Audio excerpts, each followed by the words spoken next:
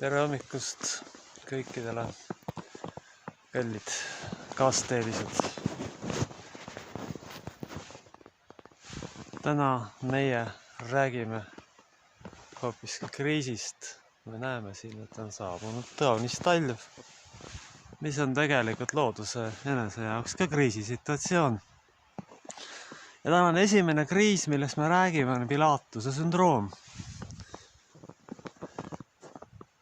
See Pilatuse sündroom on kõige raskem sellisel juhul, kui selline inimene satub juhtpositsioonile.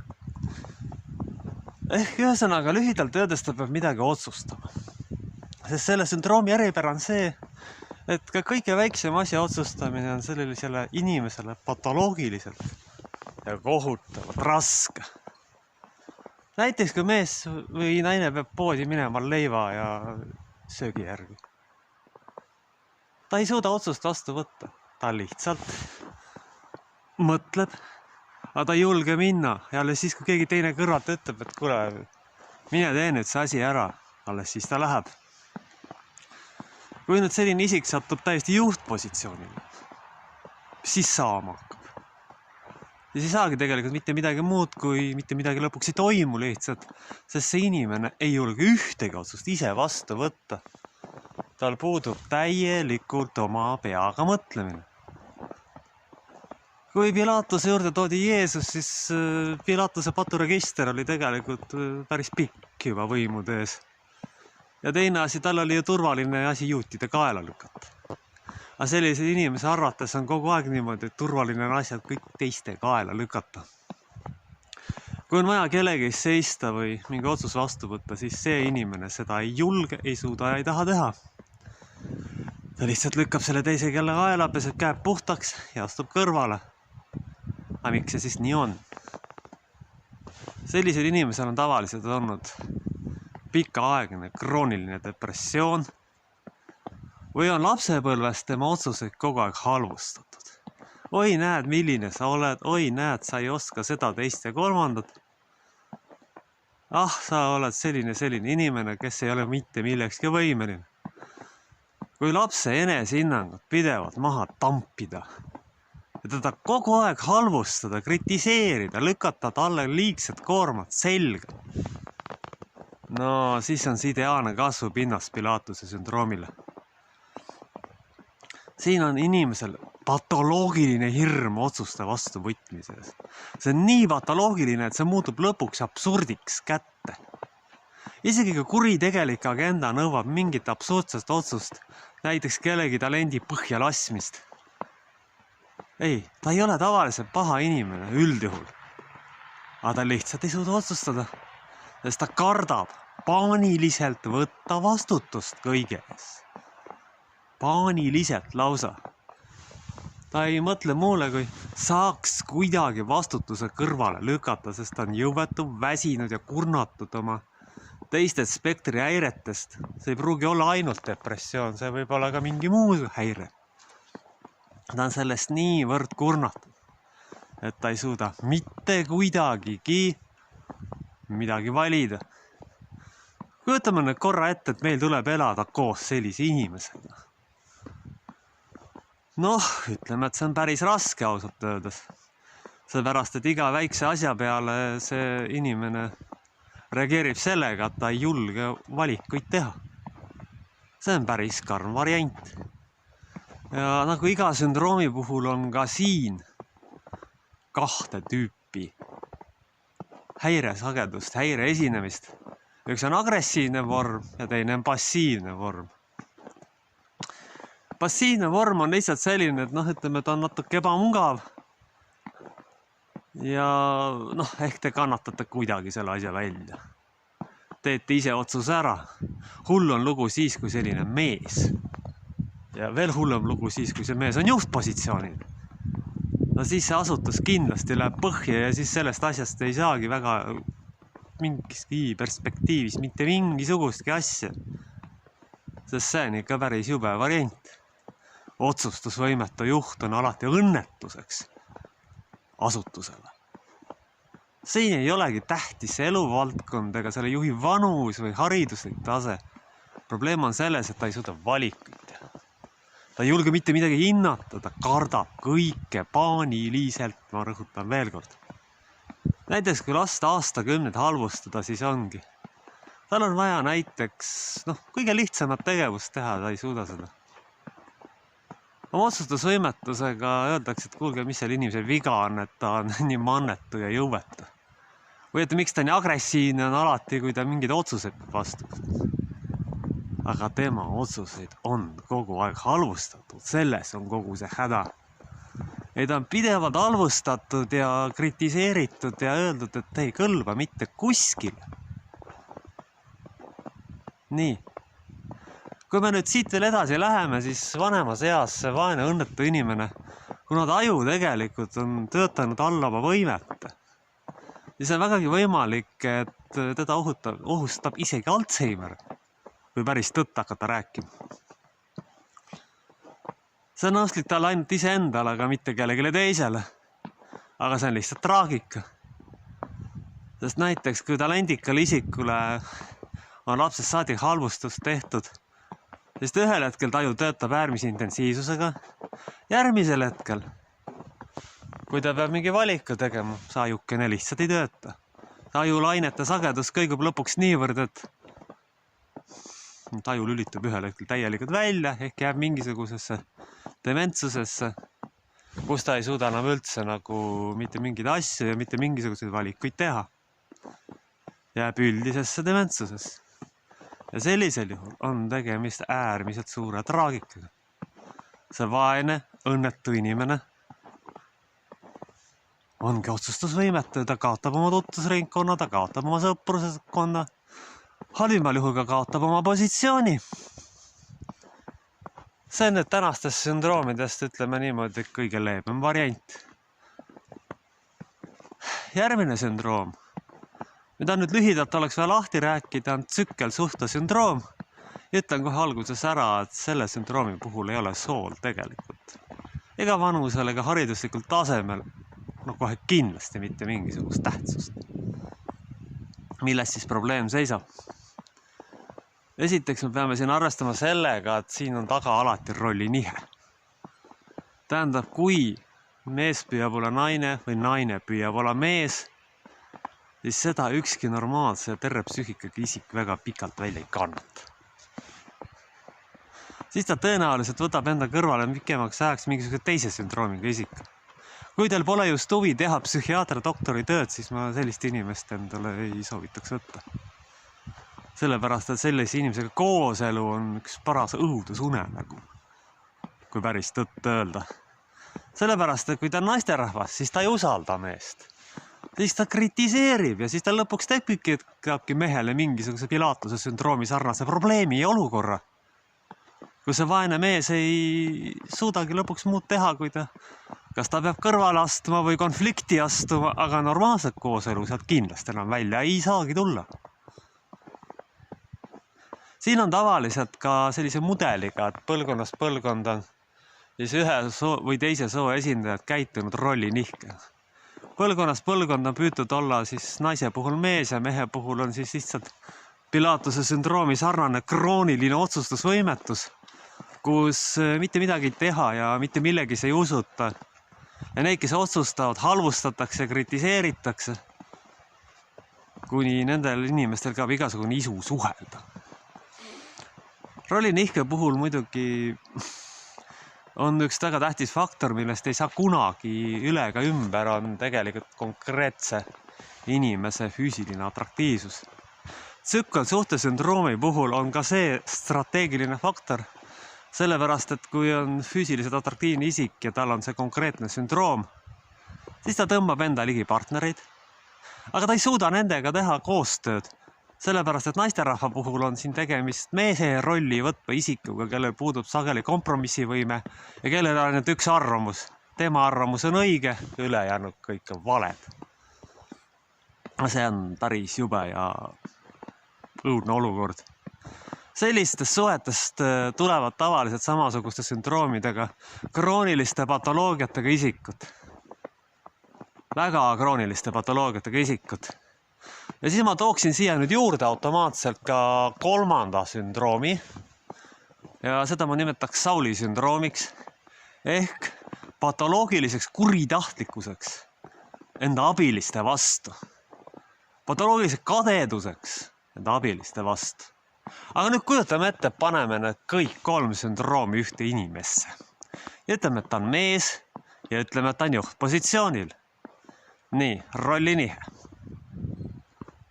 Ja võimetus inimestega suhelda, tahtmatus otsuseid vastu võtta, teed temast tegelikult teovõimetu juhi, kes kõik teiste kaela lükkab.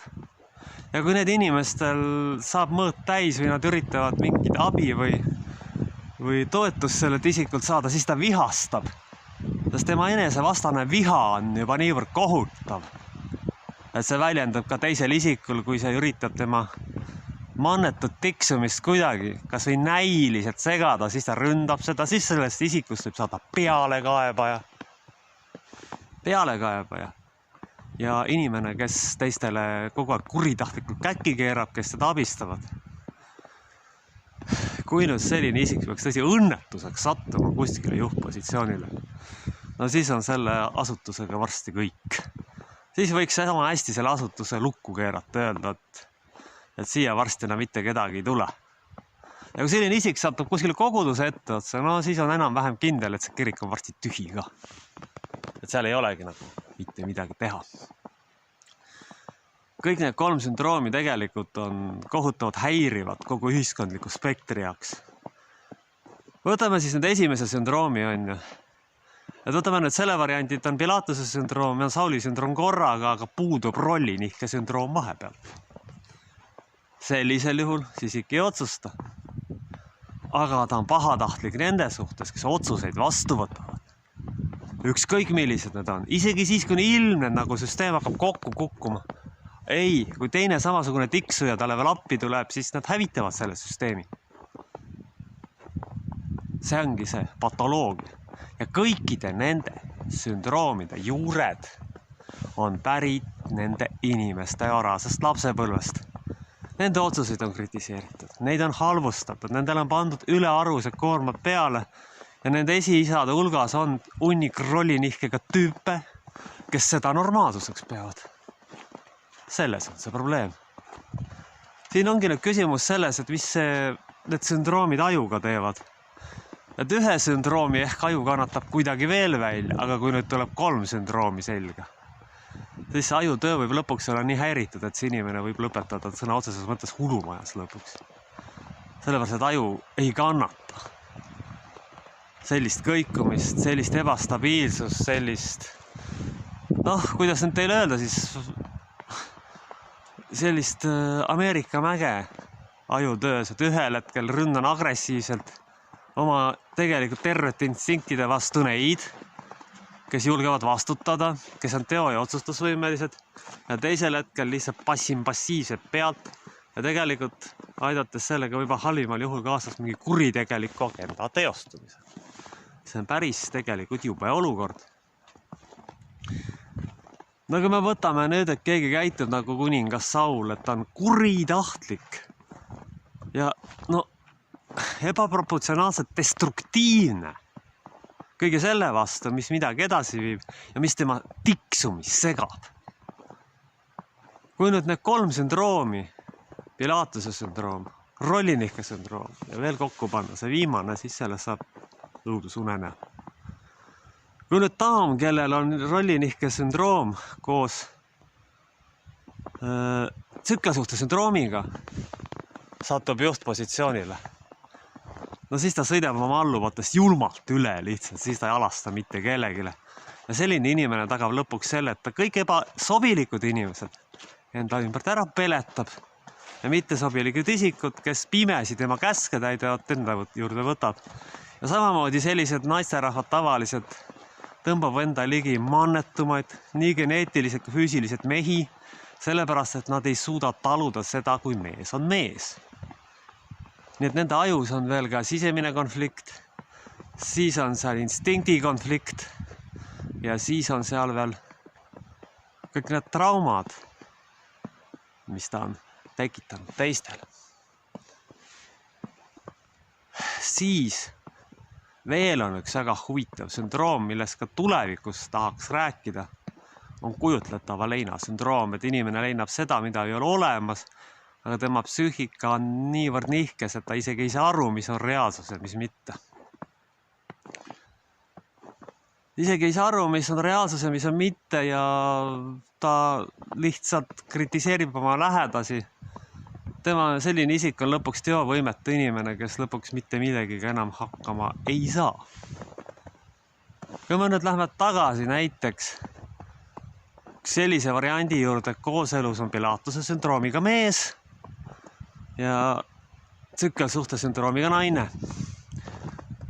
Sest sellise Pilatuse sündroomiga mees on põhimõtteliselt ainuke variant, kes seda rollinihkega ja tsükkelsuhte sündroomiga naisterahvast üldse välja kannatab.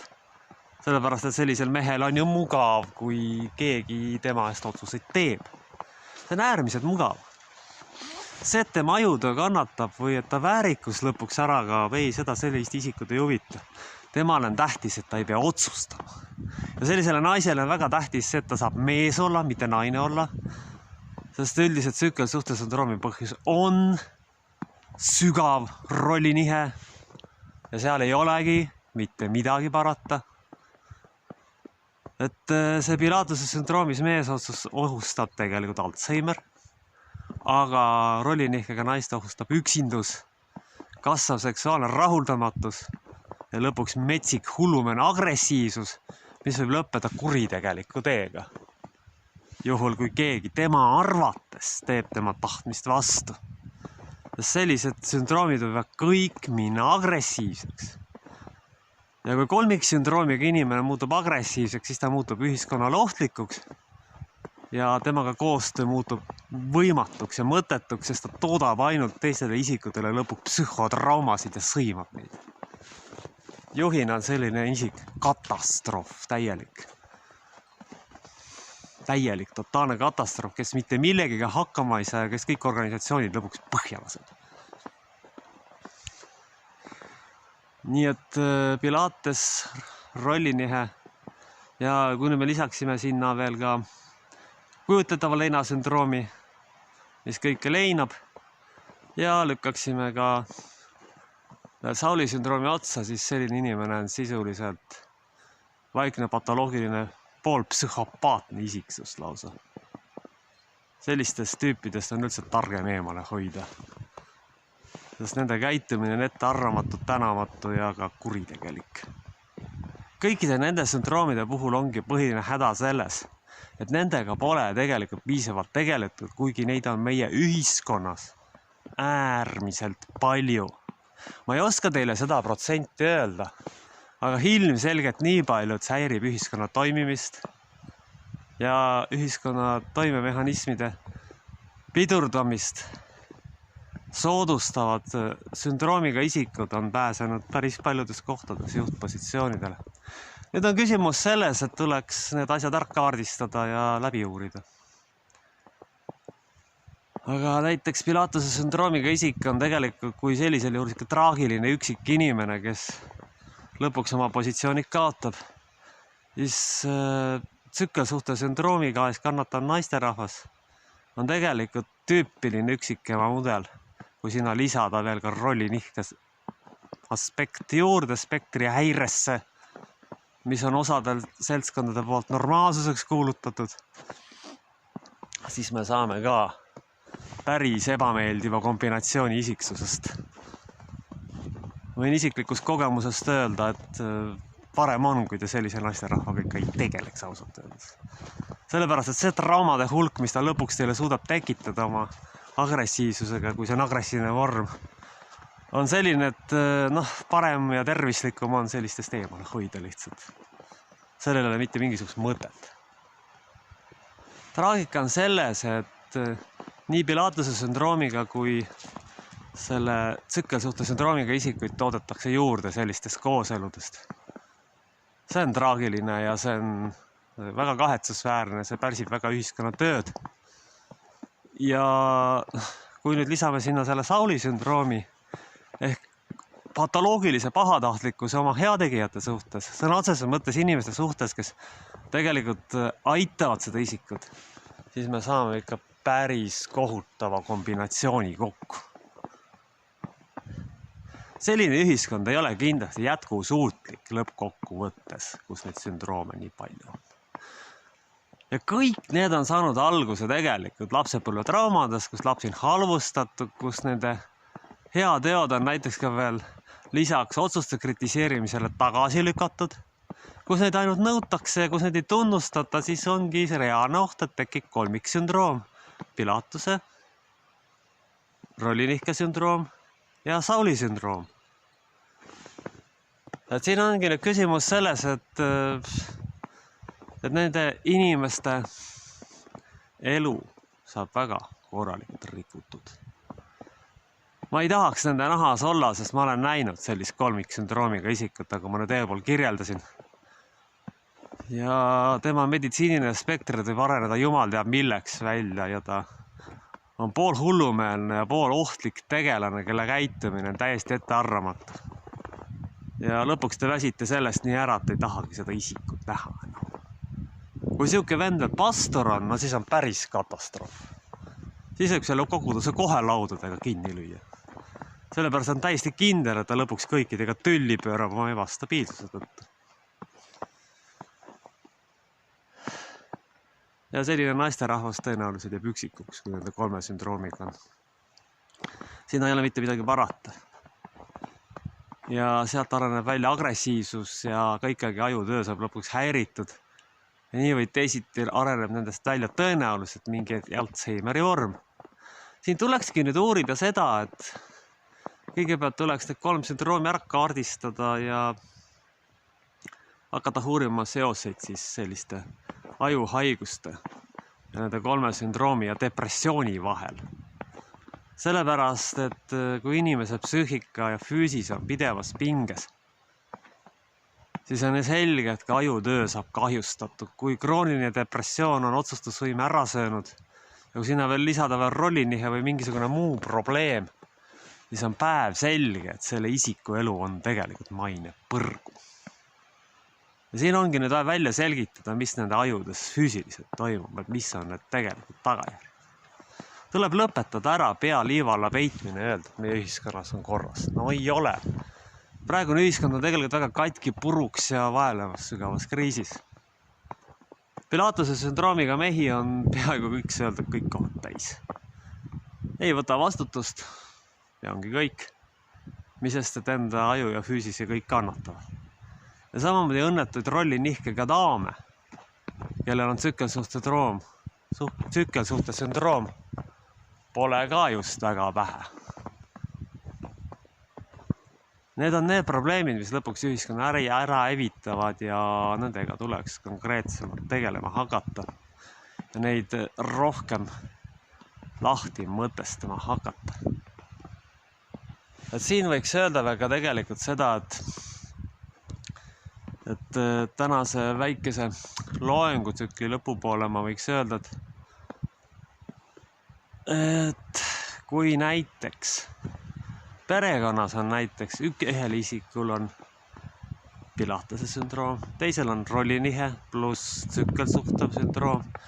Kui nüüd veel neljandal liikvel on veel kujutletava leina sündroom ja viiendas on Sauli sündroom, siis see on selline, selleks saab päris head fantaasiat ette kujutada, mis õudus sealt lõpuks välja kasvama hakkab.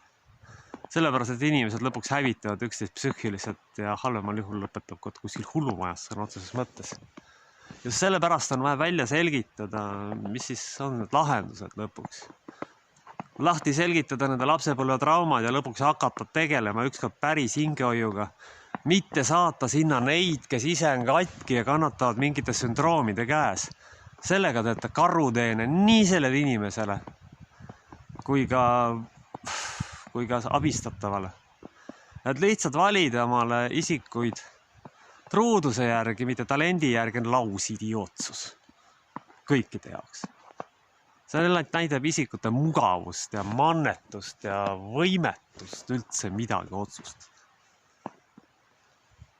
Põhiline, millesse tuleks praegu tegelikult keskenduda ja milles ma ka kavatsen järgmises lühiloengus siis pikemalt rääkida, on on Sauli sündroom, on meil järgmise loengu teema. Ja siin nüüd ma kavatsen tuua mõned elulised näited ja kirjeldada seda. Aga tänane lühiloeng hakkab meil lõppema ja aitäh, et viitsisite mind kuulata. Ja kui on võimalus, siis võiksite mulle ka teha väikese annetuse, sest iga töötegija on oma palka väärt. Aamen.